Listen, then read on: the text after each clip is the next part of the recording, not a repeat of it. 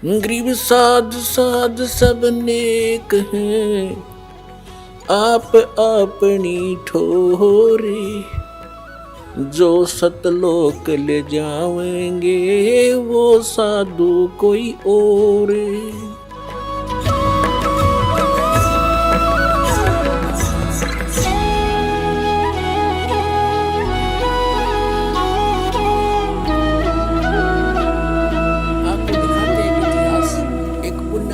उसके ऊपर कितनी आपदाएं आई, और जो धन आपको प्राप्त होने जा रहा है, जो ज्ञान और भक्ति और विधान आपको मिलने जा रहा है, उससे आपको कितना बेनिफिट होगा, कितना राहत मिलेगी। अब परमात्मा कहते हैं धर्मदास तो 1,00,000 दुहाई, और ये सार शब्द की दबार ना जाई। आज तक जो परमात्मा ने इस तत्व ज्ञान को और इस तत्व नाम को, सार नाम को, असली मंत्र को छुपा के रखा हुआ था, क्योंकि सतयुग त्रेता द्वापर में ये प्राणी दुखी नहीं होता, और पिछले पुण्य कर्म इसके घने साथ होते हैं, जिस कारण से कोई भी कुछ भी साधना भक्ति कर रहा होता है उसमें भी वो सुखी रहता है। वो ये सोचता है मुझे इस साधना से ये सुख प्राप्त है।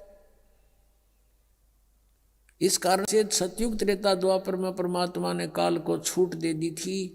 इसने प्रार्थना की करके मांगा था और कह दिया था ठीक है भाई, 3 युगों में हम नहीं ले जाएंगे प्राणी, और चौथे युग कलयुग में हम ले जाएंगे। तो कलयुग से पहले का कोई इतिहास दिखा दो, कोई मुसलमान न्यारा बना हो, या ईसाई अलग बना हो, या कोई जैनी अलग बना हो। हम वेदों अनुसार साधना करते रहे, एक ही हमारा इतिहास था। वर्ण केवल कर्म आधार से थे। अब कलयुग में देख ले हमारे अंदर कितनी इसने फूट डाल दी।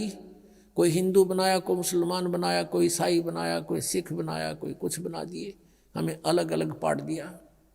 इसको डर था कि कलयुग में परमात्मा से वायदा हुआ है वो आएंगे या अपना कोई दास भेजेंगे अपनी शक्ति देकर, तो उस समय तक ऐसा कर दो इन प्राणियों को ये कति कंडम हो जाए, एक दूसरे के शत्रु हो जाए, कोई एक दूसरे की साधना को गलत बता दे तो मरना तैयार हो जाए। ऐसे समय में परमात्मा ने ये स्टार्ट किया है। लेकिन ये बुद्धिहीनता हमारी, मान ले मैं आपके मार्ग को गलत बता रहा हूँ और आपको कॉन्फिडेंस है सही है, तो मेरी बातें ना सुनो, इसमें झगड़े की क्या बात है। तो ये काल ही करवाता है। लेकिन अब परमात्मा की मेहर होगी अपने बच्चों पर, समाज शिक्षित है, सब इतिहास हमारे पास है, हमारे सदग्रंथ प्रत्येक धर्म के, प्रत्येक धर्म वालों के पास है। अरदास उसमें बताओगे ऐसा लिखा, आप खोल कर देख लेना, बात समझ में आ जाएगी। तो अभी तक हम सतगुरु ना मिलने से कितना कष्ट उठाया। सतगुरु के उपदेश का लाया एक विचारे, जय सतगुरु मिलते नहीं फिर जाते नरक द्वार। नरक द्वार में दूत सब करते खेचा ताने, उनसे कभू ना छूटता फिर फिरता चारों खानी। चार खानी में भरमता कबू न लगता पारे, सो फेरा सब मिट गया मेरे सतगुरु के उपकार। 7 समंदर की मसी करूं और लेखनी करूं बन राय, धरती का कागज करूं गुरु गुण लिखे न जाए। अब आपको दिखाते हैं कि इतिहास के सतगुरु ना मिलने से साधना भी कर रहे हैं उनकी भी दुर्गति होती है। आओ जैन धर्म को जाने, एक पुस्तक है देखिएगा, इसके लेखक हैं प्रवीण चंद्र जैन, M.A. शास्त्री। ये देखिएगा, ये इनके मंत्र हैं ओम अरम नमः। अरम हम देते वो नाम है, ये हरियम राम, इधर राम हो गया। आओ जैन धर्म को जाने, लेखक प्रवीण चंद्र जैन, M.A. शास्त्री, जम्बूद्वीप हस्तिनापुर, और प्रकाशक हैं श्रीमती सुनीता जैन, जम्बूद्वीप हस्तिनापुर मेरठ। इसके 294 पृष्ठ पर आपको पढ़ाते हैं। आओ जैन धर्म को जाने, ये तो है पुस्तक का नाम, विशेष प्रकरण, और 293 पृष्ठ पे प्रश्न है श्री महावीर भगवान के अन्य कौन कौन से नाम हैं। उत्तर है 5 अन्य नाम हैं, वीर, अतिवीर, सम्मति, महावीर और वर्धमान, वर्धमान। 294 पे लिखा है, श्री महावीर भगवान के जीवन का कथन कहाँ से प्रारंभ होता है? उत्तर है पुरुरवा नामक भील की पर्याय से। पुरुरवा नामक भील कौन था? उसने क्या किया? पुष्कलावती देश की पुंडरीकिणी नगरी में वह भीलों का राजा था। उसने सागरसेन मुनिराज से मधमास मधु का त्याग व्रत लिया था, जिसे जीवन पर्यंत पालन किया। महावीर भगवान का जीव पूर्वा भील की पर्याय से यानी जीवन से निकलकर कहाँ गया? पहले 100 धर्म स्वर्ग में एक सागर की आयु वाला देव हुआ। पहले स्वर्ग के बाद महावीर भगवान का जीव कहाँ गया? भरत चक्रवर्ती की रानी अनंतमती से मारीची नामक ज्येष्ठ पुत्र हुआ। अब ये भरत किसका पुत्र था ये दिखाते हैं। मारीची भरत का पुत्र हुआ। अब और दिखाते हैं, ये पुस्तक दिखाते हैं आपको, जैन संस्कृति कोश, जैन इतिहास संस्कृति एवं कला एवं पुरातत्व, भागचंद्र जैन भास्कर। जैन संस्कृति कोश, जैन इतिहास, ये एक पुस्तक है, प्रथम खंड, लेखक हैं प्रोफेसर भागचंद्र जैन भास्कर। और ये कहाँ से छपा है? जैन संस्कृति कोश, जैन इतिहास, ये वही है। लेखक हैं प्रोफेसर भागचंद्र जैन भास्कर। प्रकाशक ये दो हैं, इधर भी ये देख लो तुम, ये आपके सामने है। और ये कहाँ से प्राप्ति स्थान है? ये यहाँ से इनका। अब आपको इसके 175 पृष्ठ पर ले चलते हैं। ये 175 पृष्ठ है। ऋषभ देव के पौत्र ऋषभ देव जी को जैन धर्म का प्रवर्तक माना जाता है। प्रथम तीर्थंकर है ये ऋषभ देव। इनके पोते हैं वो मारीची, जिनकी अब कथा सुनाऊंगा, और भरत के पुत्र हैं। इसको पुराण में वैदिक धर्म का प्रवर्तक माना गया है। ये मारीची वैदिक धर्म का प्रवर्तक है, जिसको वैदिक धर्म का गाटा जोड़ रहे हैं ना, ये उसका प्रवर्तक है ये मारीची। और इसके साथ के बीती ये दिखाता हूँ। यही मारीची जैन परंपरा में आगे चलकर महावीर वर्धमान बना। अब देखो आगे, अब 176 पृष्ठ पे, अब नीचे देखो, जैन धर्म का विकास इतिहास। यहाँ है तीर्थंकर ऋषभ देव की जीवन घटनाएं। तीर्थंकर ऋषभ देव अंतिम कुलकर नाभिराज के पुत्र थे। उनकी माता मरु देवी थी। वे इक्ष्वाकु वंशी नाभिराज अयोध्या के इस एक लोकप्रिय राजा थे। तरुण होने पर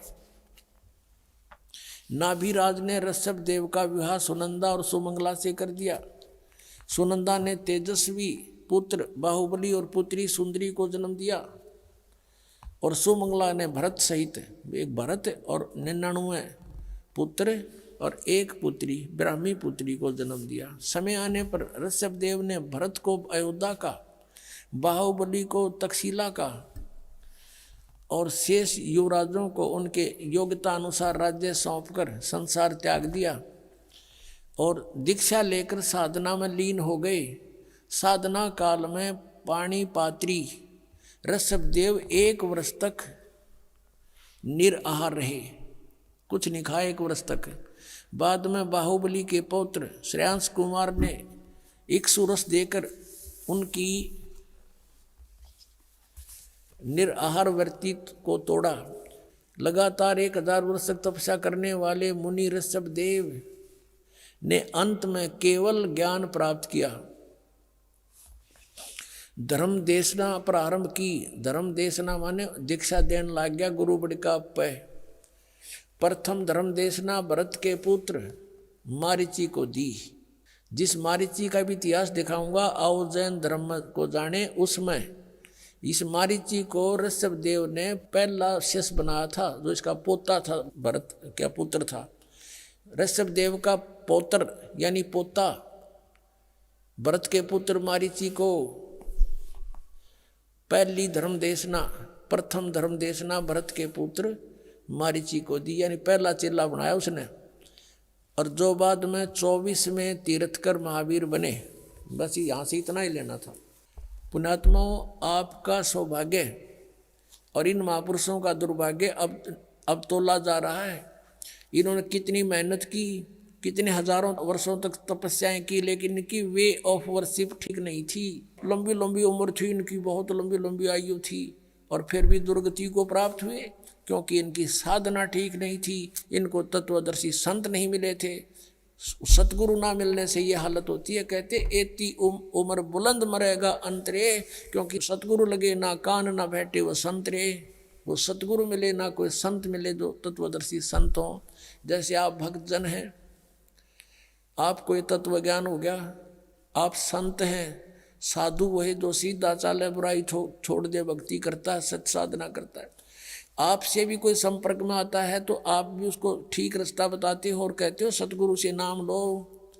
तो कहते हैं सतगुरु में लगे ना कान ना बैठे संतरे, ना कोई नो बताने वाला मिला कि ये साधना गलत है, तो ठीक साधना करना चाहता चलो गुरु जी के सतगुरु के पास चलो। लेकिन सभी अपने अपने उन नकली सतगुरुओं को भी असली मानकर अन्य को वहाँ जोड़ रहे हैं, वो पाप के भागी हो रहे हैं। अब फिर लाते हैं आपको आओ जैन धर्म को जाने, ये पुस्तक देखिएगा, आओ जैन धर्म को जाने। इसके लेखक हैं प्रवीण चंद्र जैन, M.A. शास्त्री। और ये कहाँ से प्रकाशित है? प्रकाशक हैं श्रीमती सुनीता जैन, जम्बूद्वीप हस्तनापुर, मेरठ से, उत्तर प्रदेश। अब यहाँ आते हैं हम 294 पृष्ठ पे शुरू करते हैं इसको, आओ जैन धर्म को जाने। श्री महावीर भगवान के जीवन का कथन कहाँ से प्रारंभ होता है? यानी मारीची के जन्म से भी पहले ये ऐसे ही चल रहा था, और उससे आगे का तो पता नहीं इनको, वहाँ तक का इनको ज्ञान है। पुरुरवा नामक भील की पर्याय से, पुरुरवा भील कौन था? उसने क्या किया? अब पुष्कलावती देश की पुंडरीकीणी नगरी में वह भीलों का राजा था। उसने सागर सेन मुनिराज से मधमास मधु का त्याग व्रत लिया था, जिसे जीवन पर्यंत पालन किया। फिर उससे कहाँ गया? वो स्वर्ग में चला गया। फिर कहाँ आया? पहले स्वर्ग के बाद महावीर भगवान का जीव किस पर्याय को प्राप्त हुआ? भरत चक्रवर्ती की रानी अनंतमती से मारीची नामक ज्येष्ठ पुत्र हुआ। यानी ऋषभ देव का पोता मारीची और भरत का पुत्र था। और यही मारीची वैदिक धर्म का प्रवर्तक, और यही मारीची आगे चल के जैन धर्म में महावीर जैन हुआ। अब देखो, मारीची की पर्याय से महावीर भगवान का जीव किस पर्याय में गया? यानी मारीची ने प्रथम तीर्थंकर ऋषभ देव से उपदेश लिया था, उसके बाद इसकी दुर्गति हुई। आगे देखो, ब्रह्म स्वर्ग में देव हुआ, ब्रह्मलोक में, ब्रह्मलोक से ब्रह्म स्वर्ग से फिर कहाँ गया? अयोध्या नगरी में कपिल ब्राह्मण की काली स्त्री से जटिल नामक पुत्र हुआ। और फिर वहाँ से कहाँ गया? सौधर्म स्वर्ग में एक सागर आयु का देव हुआ। फिर स्वर्ग से कहाँ गया? इसी भरत क्षेत्र में सूतिका नामक गांव में अग्निभूत ब्राह्मण के गौतम स्त्री से अग्निशय नामक पुत्र हुआ। फिर वहाँ से स्वर्ग में गया। फिर कहाँ आया? भरत क्षेत्र के मंदिर नामक ग्राम में गौतम ब्राह्मण की कौशिकी पत्नी से अग्निमित्र नामक पुत्र हुआ। फिर वहाँ से कहाँ गया? महेंद्र स्वर्ग में गया, महाइंद्र के स्वर्ग में। और महेंद्र के स्वर्ग से कहाँ गया? ये 295 पे मंदिर नगर में सालकाय ब्राह्मण की पत्नी से भारद्वाज नामक पुत्र हुआ। भारद्वाज से आगे कहाँ गया? महेंद्र स्वर्ग में देव हुआ। फिर वहाँ से कहाँ गया? इतर निगोद में एक सागर की आयु वाला निगोदिया जीव हुआ। निगोद से निकलकर महावीर भगवान का जीव कहाँ गया? अनेक को भाव, अनेक शरीर धारण किए वो इस प्रकार है।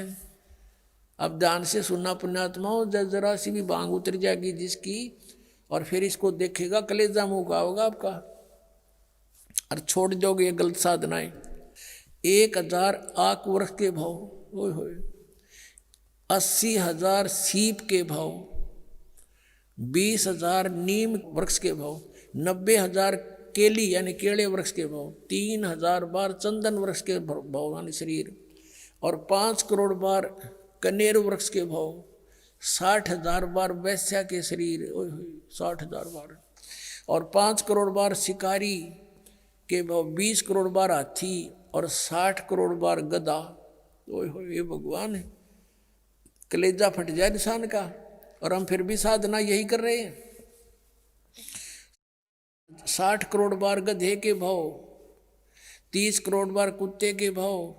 ओए होए, 30 करोड़ बार कुत्ता, गधे का आपको सुना था एक का भाव बतेरा, और ये 30 करोड़ बार कुत्ता, 60 करोड़ बार गधा और 60 करोड़ बार नपुसंक खुसरा, 20 करोड़ बार स्त्री के भाव, 90 लाख बार धोबी, 8 करोड़ बार घोड़ा, 20 करोड़ बार बिल्ली। ओए होए, 60 लाख बार गर्भ में मरण, गर्भपात की मृत्यु, माँ गल घोट का मेरा माँ के पेट में ही।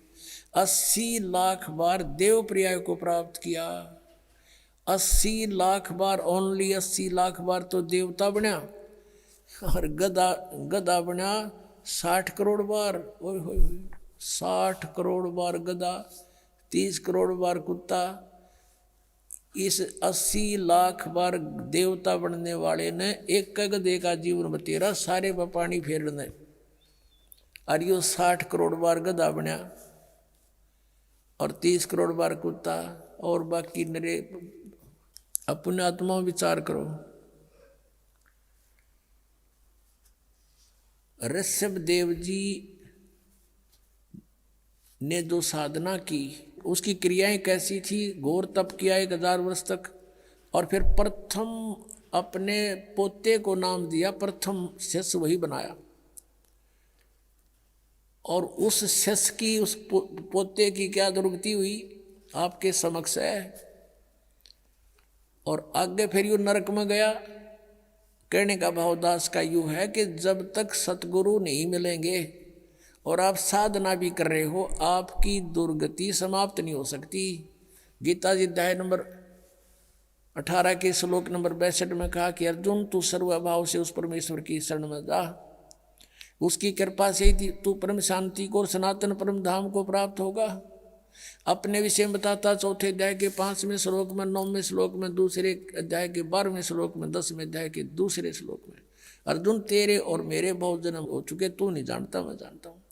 8वें अध्याय के 5वें और 7वें श्लोक में कहा कि मेरी साधना करनी है तो मुझे प्राप्त होगा, जन्म मृत्यु बनी रहेगी, युद्ध भी करना पड़ेगा, शांति नहीं है। 8वें अध्याय के 8, 9, 10 में 3 श्लोकों में कहा कि उस परमात्मा की भक्ति करेगा तो उसको प्राप्त होगा, उसके प्राप्त होने के बाद फिर जन्म मृत्यु तेरी कभी नहीं होगी, परम शांति होगी। अपनी साधना बताता है, मेरा तेको ओम नाम है। 8वें अध्याय के 13वें श्लोक में बताया गीता ज्ञानदाता, मुझ ब्रह्म का केवल एक ओम मंत्र है, जो इसका अंतिम सांस तक सुमन करेगा मुझे प्राप्त होगा, और मेरी प्राप्ति में जन्म मृत्यु नहीं समाप्त हो सकती। 84 लाख योनियां भोगनी पड़ेंगी और युद्ध भी करना ही पड़ेगा उस परमात्मा के पाने का। 17वें अध्याय के 23वें श्लोक में गीता जी में कहा कि ओम तत्सत इति निर्देश है ब्रह्म त्रिविध समर्थ है। उस परमात्मा सच्चिदानंद घन ब्रह्म पूर्ण परमात्मा की भक्ति के 3 मंत्र के जाप का प्रावधान है, निर्देश है। 4 अध्याय के 34वें श्लोक में कहा कि उस तत्व ज्ञान को समझ, कौन से को? 4 अध्याय के 32वें श्लोक में गीता जी में कहा है कि स्वयं सच्चिदानंद घन ब्रह्म ने अपने मुख से उच्चारण करके जो वाणी बोली है वो सच्चिदानंद घन ब्रह्म की वाणी है, वो तत्व ज्ञान है। उस तत्व ज्ञान को मैं नहीं जानता, गीता ज्ञानदाता कहता है, वो तत्वदर्शी संतों के पास जाकर समझ, वो बतावेगा तुझे, और उसके बताए मार्ग अनुसार फिर उस परमेश्वर की शरण में जा, जिसकी कृपा से तू परम शांति को और सनातन परम धाम को प्राप्त होगा। अब यहाँ देखो, ओम नाम का ये ओम और आराम ये जाप करते हैं, इनकी यहीं तक बुद्धि सीमित है और इससे ये दुर्गतियाँ हैं। अब वो 3 मंत्र का जाप, ओम तो सीधा है, तत् और सत्य सांकेतिक है, ये गुप्त है, ये दास बता सकता है इस पृथ्वी पर, और किसी के पास नहीं है। अब ये छुपा कर रखने थे परमात्मा ने। अब इस मारीची वाले जीव की आज्ञा के और दुर्गति हुई। देखो, आओ जैन धर्म को जाने, ये पुस्तक हम पढ़ रहे हैं, 295 पृष्ठ पे हमने ये पढ़ लिया। 80 लाख बार देव पर्याय को प्राप्त हुआ और 60 करोड़ बार गधे के भाव को, 30 करोड़ बार कुत्ते को, 60 करोड़ बार नपुंसक, 20 करोड़ बार स्त्री, 20 करोड़ बार बिल्ली आदि। अब आगे क्या गया, कहते हैं उपरोक्त शरीरों को भोग कर प्राप्त करने के बाद श्री महावीर भगवान ने किस पर्याय को प्राप्त किया? राजगृह नगर में शतावर नामक ब्राह्मण हुआ, उससे फिर महेंद्र स्वर्ग में गया, फिर ऐसे जन्म हुआ है, और फिर महाशुक्र स्वर्ग में गया, फिर तिस्पुट नामक नारायण हुआ, और फिर 7वें नरक में गया। ये बताना रह रहा था नरक। 7वें नरक में गया यो महावीर जैन यानी मारीची, और 7वें नरक से फिर कहाँ गए? 296 पृष्ठ पे पढ़िए। सिंहगिरी पर्वत पर सिंह हुआ, पुनः प्रथम नरक में गया, फिर नरक में गया, शेर बना, फिर वहां से हिमवान पर्वत शिखर पर फिर सिंह हुआ स्वर्ग से आकर के। प्रथम नरक से निकल कर कहाँ गया कि हिमवान पर्वत पर शिखर पर फिर सिंह हुआ, और फिर वहां से कहाँ गया? स्वर्ग में गया, एक मुनि से उपदेश लिया। फिर कहाँ गया? यहाँ कंकोजल नामक पुत्र हुआ, फिर 7वें स्वर्ग में देव हुआ, फिर अयोध्या नगरी में राजा वज्रसेन की शीलवती रानी से हरसेन नामक पुत्र हुआ, फिर वहाँ से महाशुक्र स्वर्ग में देव हुआ, फिर दातकी खंड की पूर्वी विधेय पुष्कलावती देश की पुंडराकिणी नगरी में राजा सुमित्र रानी मनोरमा से प्रिय मित्र नामक चक्रवर्ती हुआ, फिर सहस्रार स्वर्ग में देव हुआ, और फिर कहाँ गया? सहस्रार स्वर्ग से महावीर भगवान का जीव किस पर्याय में गया? जम्बू द्वीप के छतरपुर नगर में नंदीवर्धन नामक राजा की वीरमती रानी से नंद नामक पुत्र हुआ, और फिर नंद का जीव आगे कहाँ गया? पुष्पोत्तर विमान में देव हुआ, और उसके बाद 24 में तीर्थ कर श्री महावीर भगवान हुआ। महावीर भगवान बना। पुष्पोत्तर विमान में देव हुआ, उसके बाद 24वां तीर्थ कर महावीर भगवान हुआ। श्री महावीर भगवान के जीव ने कितने पाखंड मत चलाए? 363 पाखंड मत चलाए। महावीर भगवान के जीव ने यानी महावीर के रूप में प्रकट होकर उसने 363 पाखंड मत चलाए हैं। पुण्यात्माओं, इस दास का एक परोपकारी प्रयत्न है, इसको भी लोग निंदा करें, ये तो दूसरों के धर्मों की या गुरुओं की। अब देखो, दास ये बताना चाहता है कि जो साधना प्रथम तीर्थकर जैन धर्म का करते थे, ऋषभ देव जी करता था, और उससे मारीची को उपदेश मिला, और मारीची के उस उपदेश के बाद उसकी कितने दुख हुए उसके शरीर में। 60 करोड़ बार गधा, 30 करोड़ बार कुत्ता, और तो गिनती नहीं, पशु और पेड़ों पौधों के जीव भोगे।